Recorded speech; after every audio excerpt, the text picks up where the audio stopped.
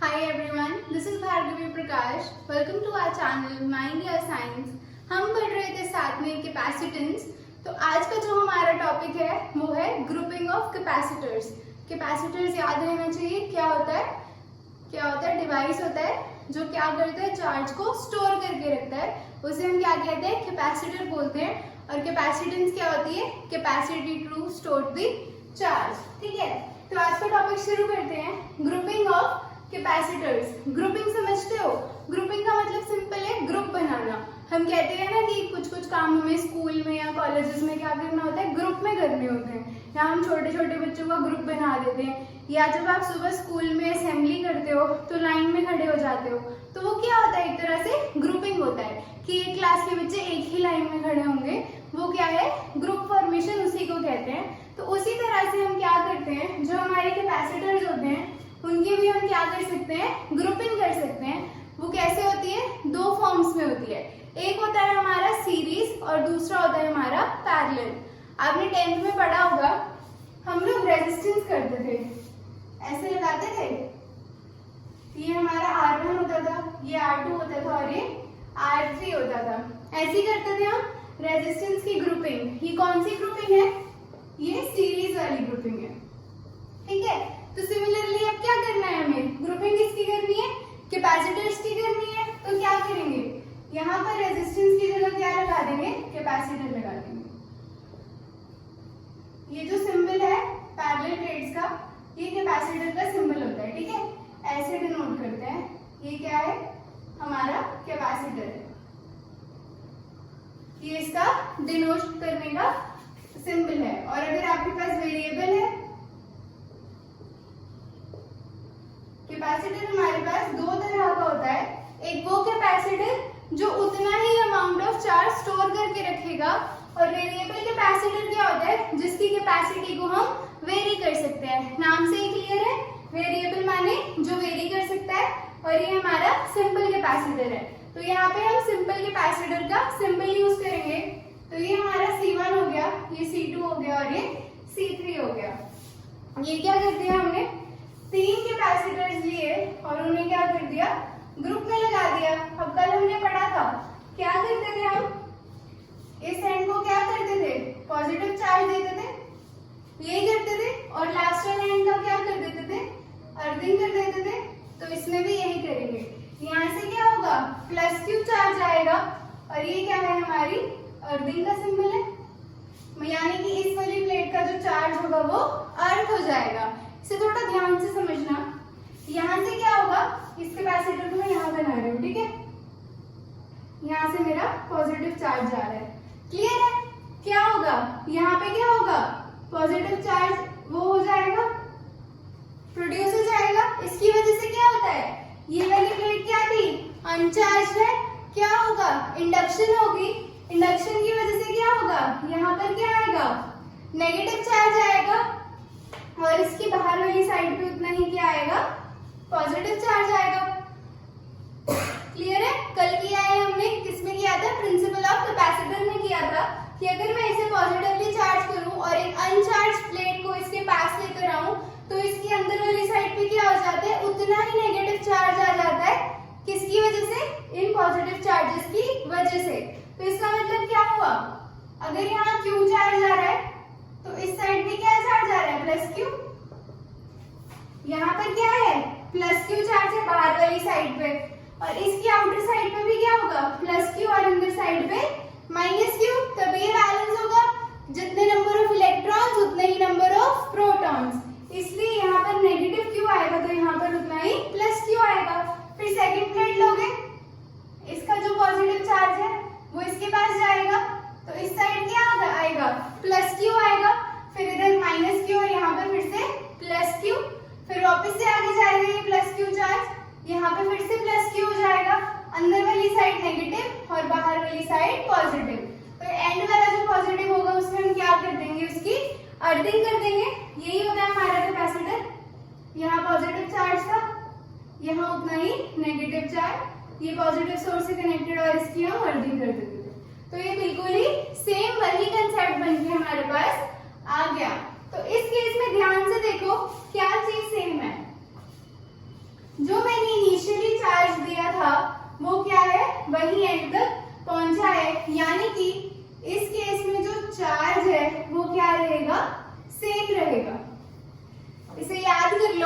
कि क्या होता है, सीरीज के केस में जो चार्ज होता है वो क्या होता है, सेम रहता है। क्लियर हो गया ना, ये प्लस क्यू गया, यहाँ माइनस क्यू, यहाँ उतना ही प्लस क्यू, फिर प्लस क्यू गया, यहाँ अंदर वाली साइड नेगेटिव आएगा, उतना ही बाहर पॉजिटिव, फिर इधर पॉजिटिव और उतना ही अंदर नेगेटिव। तो क्या है, प्लस क्यू ही जा रहा है, कहीं मैंने चार्ज में कोई चेंजेस नहीं किए। इसका मतलब क्या है, सीरीज के केस में जो चार्ज है वो सेम रहता है, तो बदलता क्या है, पोटेंशियल डिफरेंस बदलता है।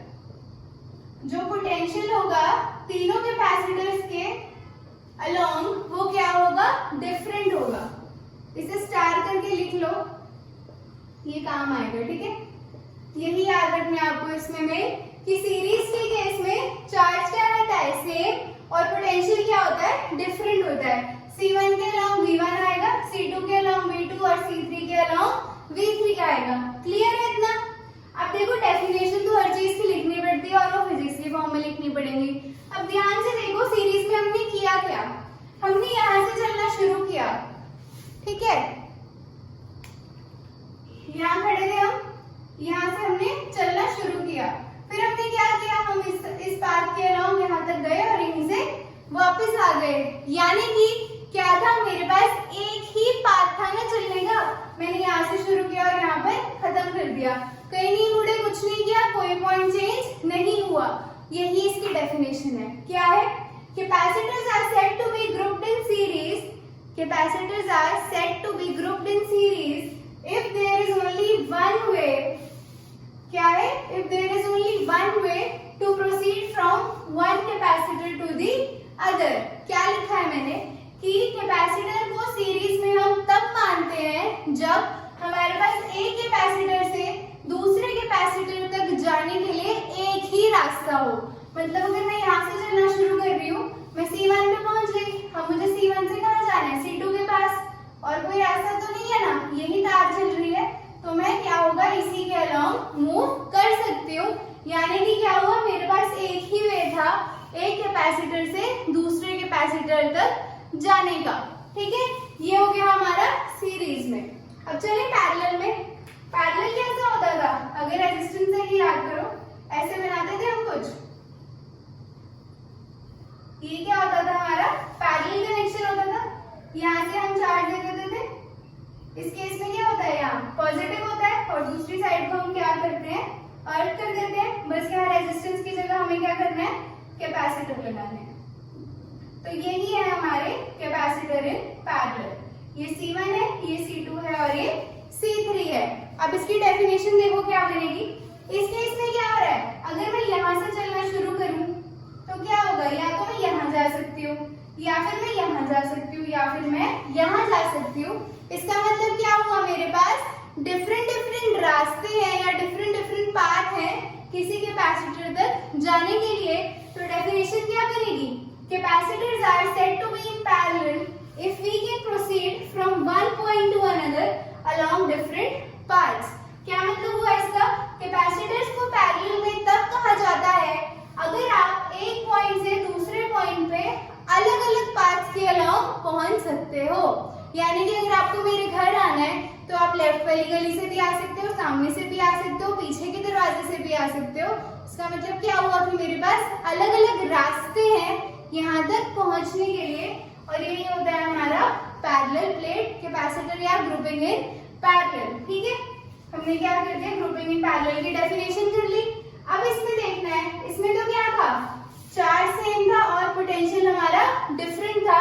इसमें क्या होगा, ध्यान से देखना, ये मेरे पास जा रहा है, ठीक है, ये मेरा पॉजिटिव चार्ज है, ठीक है, इसे मान लिया हमने पॉजिटिव चार्ज। अब कुछ चार्ज यहाँ जाएगा, मान लो यहाँ चला गया मेरा Q1 चार्ज, यहाँ से मेरा यहाँ Q1 चला गया। अब मुझे बताओ, अगर मेरे पास टोटल 50 कूलम है, क्या है, 50 कूलम का चार्ज मेरे पास टोटल है और मुझे 3 में बांटना है और रास्ते भी अलग अलग हैं, तो क्या होगा, अलग अलग में क्या होगा, अलग अलग तरह का चार्ज आएगा। अगर इसकी कैपेसिटी ज्यादा है, अगर C1 की कैपेसिटी ज्यादा है तो ये क्या करेगा, मैक्सिमम चार्ज एक्यूमुलेट कर लेगा। फिर अगर इसकी कैपेसिटी बहुत ही कम है, मान लो 5 कूलम चार्ज स्टोर कर सकता है, तो यहाँ कितना जाएगा, 5 कूलम जाएगा। और अगर C3 की कैपेसिटी 25 कूलम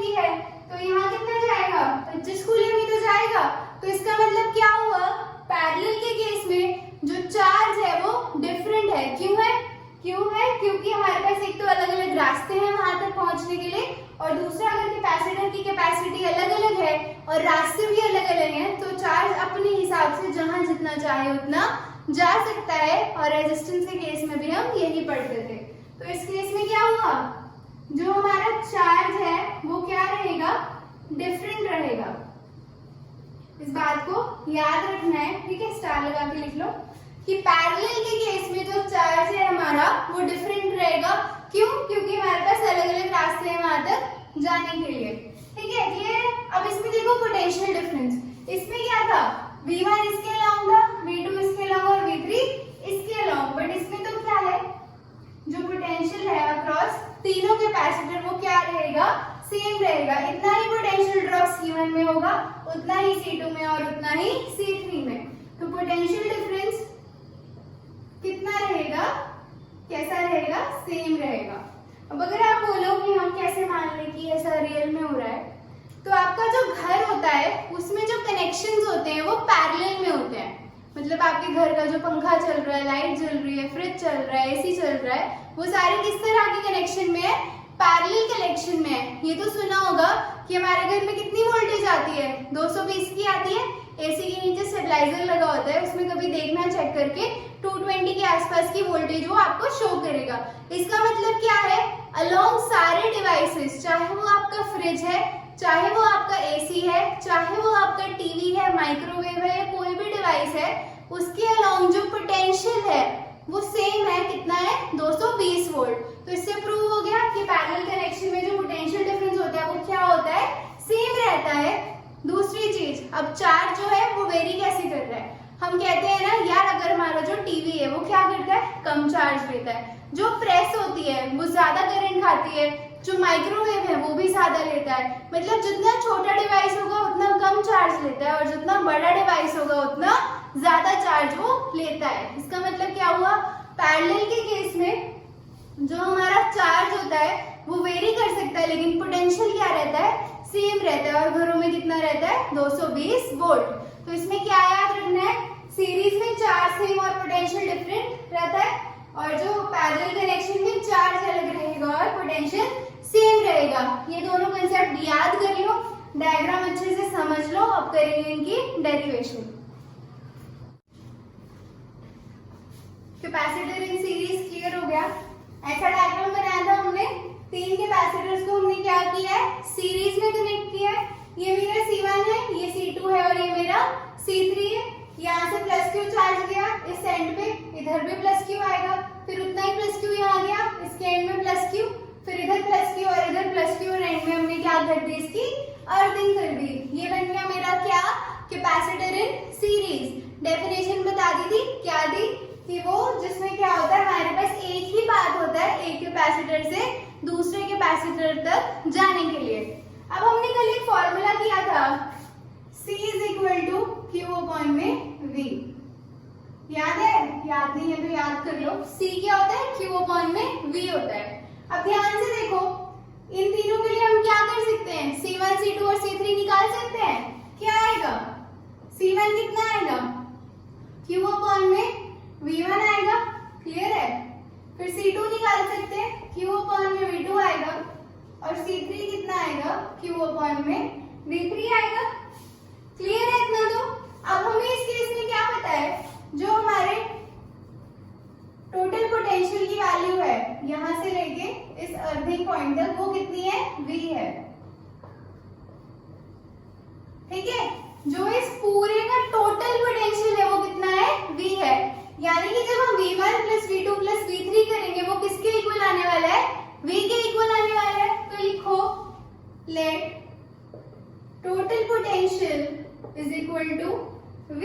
अब हम क्या लिखेंगे, अगर हम मान ले कि CS क्या है, टोटल इक्विवेलेंट कैपेसिटेंस है, V क्या है मेरा, टोटल पोटेंशियल जो तीनों के अक्रॉस आ रहा है, और ये CS क्या है, जो टोटल इक्विवेलेंट कैपेसिटेंस आएगी, और Q मेरा क्या है, टोटल चार्ज है। तो इन तीनों को यूज करके क्या फॉर्मूला बनकर आएगा, CS किसके इक्वल आ जाएगा, CS is equal to Q upon में V। CS is equal to Q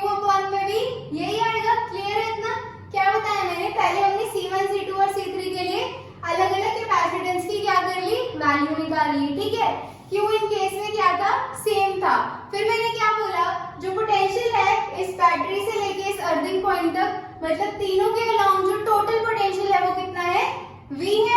और मैंने क्या मान लिया, जो इक्विवेलेंट कैपेसिटेंस है, इक्विवेलेंट कैपेसिटेंस का मतलब क्या होता है, जो हम सम करने पे टोटल कैपेसिटेंस निकालेंगे वो मैंने कितनी मान ली, CS मान ली। तो हमें यहाँ से क्या करना होगा, CS निकालना होगा। अब देखो अगर मैं बोलूं टोटल पोटेंशियल निकालना है मुझे, तो क्या करेंगे, V1 plus V2 plus V3 is equal to V, यही आएगा।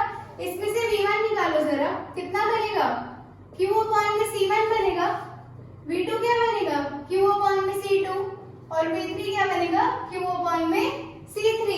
क्लियर है, क्रॉस मल्टीप्लाई किया है। V1 इधर चला जाएगा, C1 नीचे, C2 नीचे और C3 नीचे चला जाएगा। V1 V2 V3 आ गए, इसमें पुट करो, क्या बनेगा, Q अपॉन में C1 प्लस Q अपॉन में C2 प्लस Q अपॉन में C3। अब यहाँ से V की वैल्यू निकाल सकते हो, क्या आएगी, Q अपॉन में CS आ जाएगा। V is equal to Q upon में CS क्या हो जाएगा, क्रॉस मल्टीप्लाई होकर नीचे चला जाएगा। फिर इसमें क्या कर देंगे, V की वैल्यू पुट करो, Q अपॉन में CS आ जाएगा। ऊपर कर लेते हैं,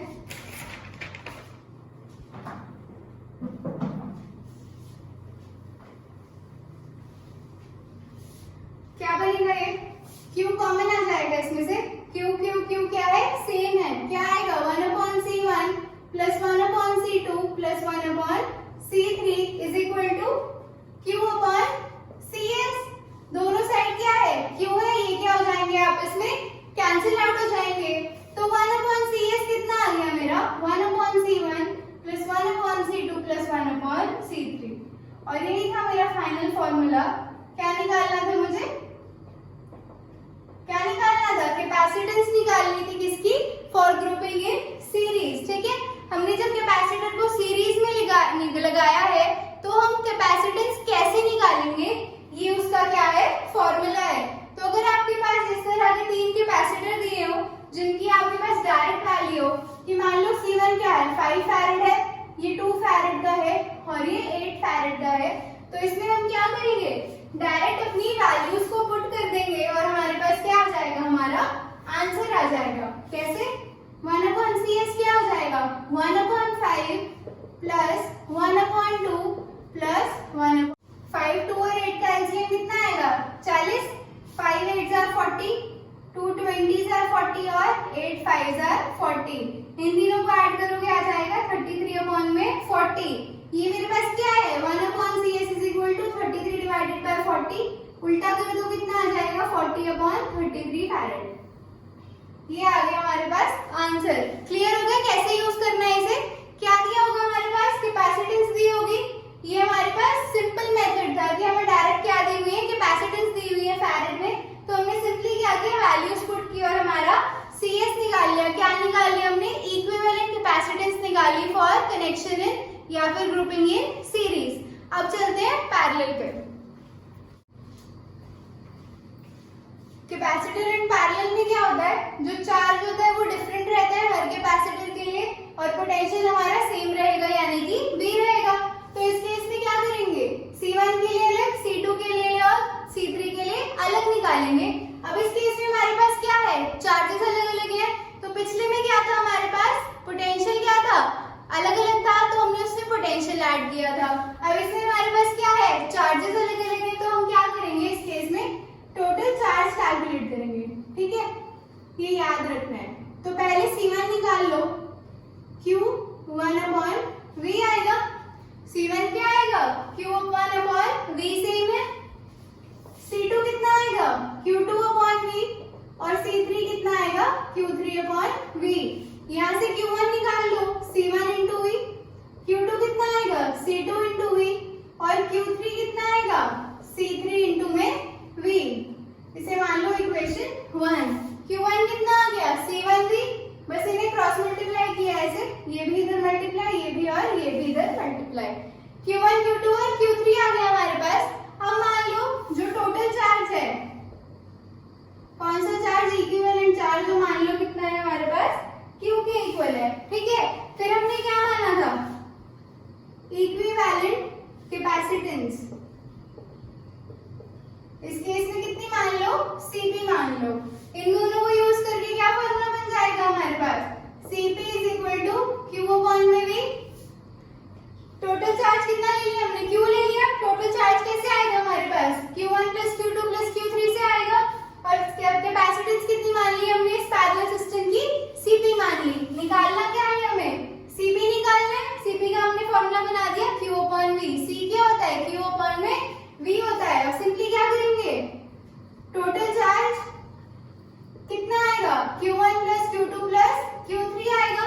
यहाँ से Q1 की वैल्यू रखो, C1V plus C2V plus C3 into V। क्या कॉमन आ रहा है, V। C1 plus C2 plus C3 किसके इक्वल है, ये Q के इक्वल है। Q की वैल्यू कितनी आ जाएगी, Cp इंटू में V आ जाएगी। V से V क्या हो रहा है, कैंसिल हो रहा है। तो Cp कितना आ गया, C1 plus C2 plus C3। ये है हमारे पास फाइनल फॉर्मूला किसके लिए, for capacitance in parallel connection. इसमें क्या करोगे, वही ले लेते हैं। ये 5 फैराड है, ये 2 है और ये 8 फैराड है।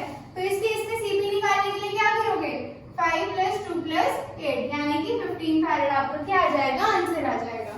बहुत आसान है। क्या दिया होगा, तीनों कैपेसिटेंस की वैल्यू दी होगी, आपको सिर्फ क्या करना है, C1 plus C2 plus C3 करना है। दोनों में डिफरेंस क्या था, उस केस में क्या था, रेसिप्रोकल करके ऐड करना था। इस केस में क्या करना है, डायरेक्ट ऐड करना है। अब इन दोनों डेरिवेशन को याद कैसे रखना है वो समझो। देखो मैंने आपको एक चीज याद रखने के लिए क्या बोली है, सीरीज में क्या होता है, चार्ज सेम होता है, ठीक है, और पोटेंशियल डिफरेंस क्या होता है, डिफरेंट होता है। सीरीज में चार्ज क्या होता है, सेम होता है, और पोटेंशियल क्या रहता है, डिफरेंट रहता है। तो इस केस में हम क्या करते हैं, पोटेंशियल को ऐड करते हैं। मतलब हम निकालते हैं V1 plus V2 plus V3। और पैरेलल में क्या होता है हमारे पास, चार्ज डिफरेंट होता है, और जो हमारा पोटेंशियल है वो क्या होता है, सेम रहता है। तो इस केस में हम क्या करते हैं, टोटल चार्ज निकालते हैं। कैसे, Q is equal to Q1 plus Q2 plus Q3। और इसमें मेन फॉर्मूला हमारा कौन सा लग रहा है, C is equal to Q upon V, जो मैं आपको कल करा चुकी हूँ। तो डेरिवेशन याद रखने के लिए भी आपको यही बस याद रखना है कि जो चीज डिफरेंट है उसे आपको ऐड करना है। इसमें पोटेंशियल डिफरेंस अलग था, डिफरेंट था, तो वो ऐड किया। इसमें हमारा चार्ज डिफरेंट था तो चार्ज को ऐड किया। बाकी कुछ नहीं है इसकी डेरिवेशन में, सिंपली। और फिर क्या याद रखना है कि इस केस में आंसर कैसे बनता है, रेसिप्रोकल। और इसमें क्या बनेगा, डायरेक्ट एडिशन, ठीक है। कैसा बन रहा था इसका, 1 upon CS is equal to 1 upon C1 plus 1 upon C2 plus 1 upon C3। और Cp क्या बन रहा था, C1 plus C2 plus C3। ये दोनों फॉर्मूले आपको याद रखने हैं, क्योंकि इसके ऊपर क्या करने हैं, हमें न्यूमेरिकल करने हैं। अगर कल टाइम मिला तो मैं कल ही करा दूंगी, ताकि आप भूलो ना, ठीक है। बाकी डेरिवेशन याद रखने का ये फॉर्मूला भूलना नहीं है, और ये भी याद कर लेने हैं, ठीक है। तो ये था आज का हमारा लेक्चर। क्या पढ़ा हमने, ग्रुपिंग पढ़ी कैपेसिटर्स की सीरीज और पैरेलल में। याद क्या रखना है, सीरीज में क्या अलग होता है, पोटेंशियल, और पैरेलल में क्या अलग होता है, चार्ज अलग होता है। ये याद रखिए, हमने दोनों डेरिवेशन करनी है, उसमें पोटेंशियल ऐड कर देना है और इक्विवेलेंट कैपेसिटेंस को CS मान लेना है। इसमें क्या करना है, टोटल चार्ज मान के इक्विवेलेंट कैपेसिटेंस को CP मान लेना है। CP क्या होता है, कैपेसिटर इन पैरेलल, ठीक है। क्लियर है ये आज का लेक्चर। कोई डाउट हो तो नीचे कमेंट कर देना। वीडियो पसंद आई हो तो लाइक कर देना और चैनल को सब्सक्राइब कर देना। Thank you so much.